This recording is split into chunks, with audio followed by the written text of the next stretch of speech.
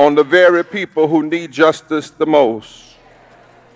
And when you look at the disparate impact of those policies, you wonder if they know what's in the Constitution or what's in the Bible. They use either trickle-down economics or neoliberalism.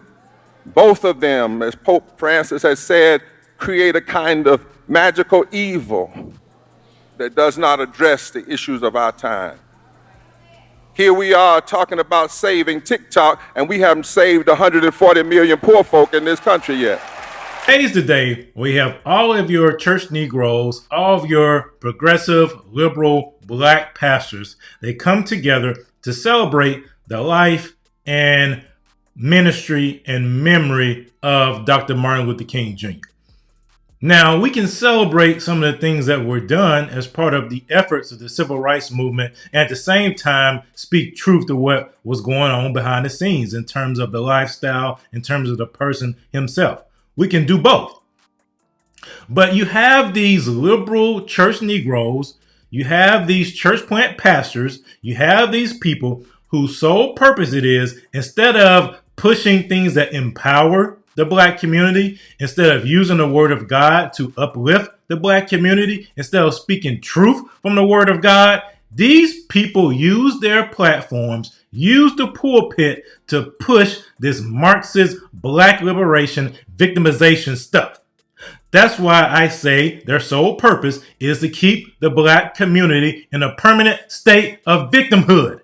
That's all they do.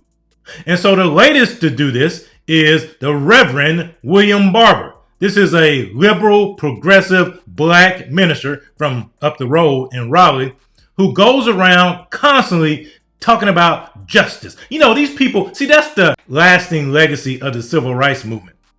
Instead of it empowering black people to forge ahead on their own, to use their agency that God has given to them, to leave an impact in their families, in their communities, based upon the abilities that they have, these people have turned themselves over to the government, and they seek for the government to do everything and anything for the black community. That's why the black community has not thrived in the last 60 years, because we're looking to the government to do it for us. And you know what the government has done to the black community? It has destroyed the black family. It has severely altered the biblical order in the black community.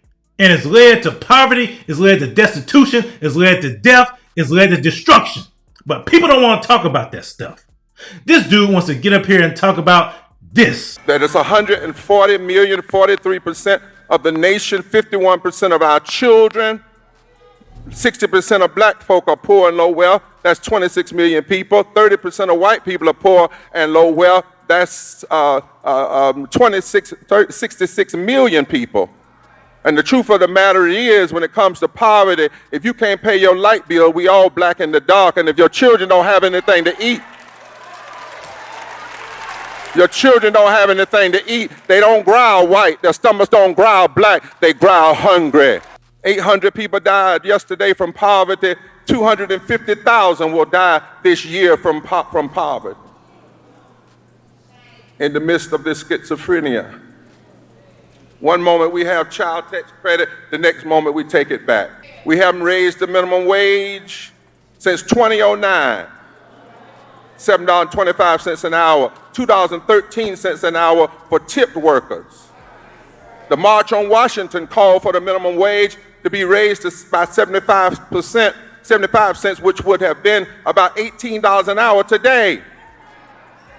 52 million people, Americans, make less than $15 an hour, and in 2021, every Republican and 8 Democrats blocked an increase to the federal minimum wage, but I bet you they raised their salaries.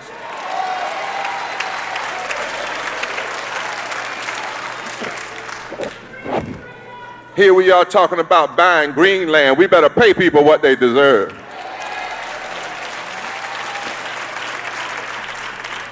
100 million Americans have medical debt burdens, Bernice. 7 million families were behind in their rent in December 2023. 700,000 people are homeless. Millions are on the brink of homelessness. And when we look at these realities, we have to say that in some ways today, the nation is still sick because the nation has not fully got over the infection of poverty, racism, and militarism and want a mandate. Well, first of all, less than 50% of the vote is not a mandate. Only 49.9% of the vote is not a mandate. But I don't care who you are, if you win by 60% of the vote, you never win a mandate to violate justice. You never win a mandate to hurt people with your power. And so we come today to remember Dr. King, but more so to recommit ourselves to the spirit,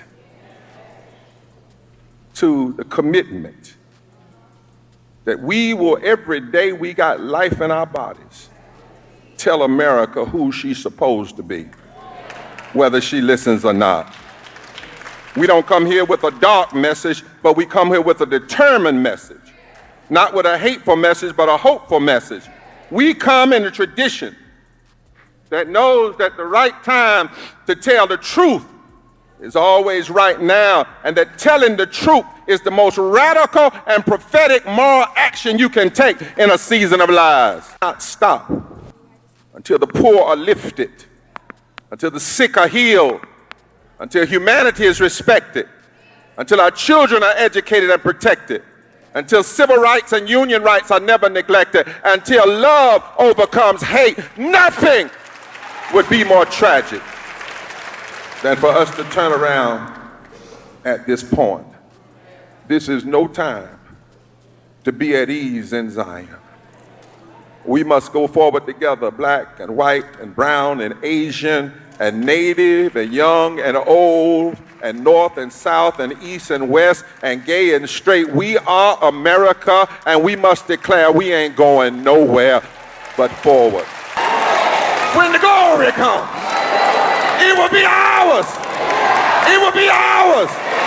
One day, when the glory comes, the war is not over, but we will fight till the finish comes. Tell your neighbor, neighbor, nothing, absolutely nothing would be more tragic than for us to turn around now, because nothing will keep the glory from coming. One day, the glory shall come. It'll be ours. It'll be ours. It will be ours. Man, these church Negro preachers need to stop. This is 2025. No one is oppressed. No one is victimized. I like how you took those pot shots at President Trump and at the Republican Party and at conservatives who want to elevate black people, who want to elevate the agency that black people have. See, it's people like this, these church Negro preachers like William Barber, they're the ones that keep black people in a permanent state of victimhood. All those people cheering in that church as if it's 1965. We are not oppressed, black people. Please understand that. We are no longer oppressed. And if you're a Christian, you shouldn't be oppressed anyway. The only reason you're oppressed as a Christian is because you allowed the enemy to come in and take a foothold in your life. But as believers, we are not oppressed. The Spirit of God lives inside of us, okay? We are not oppressed. Let's understand that. We are not oppressed.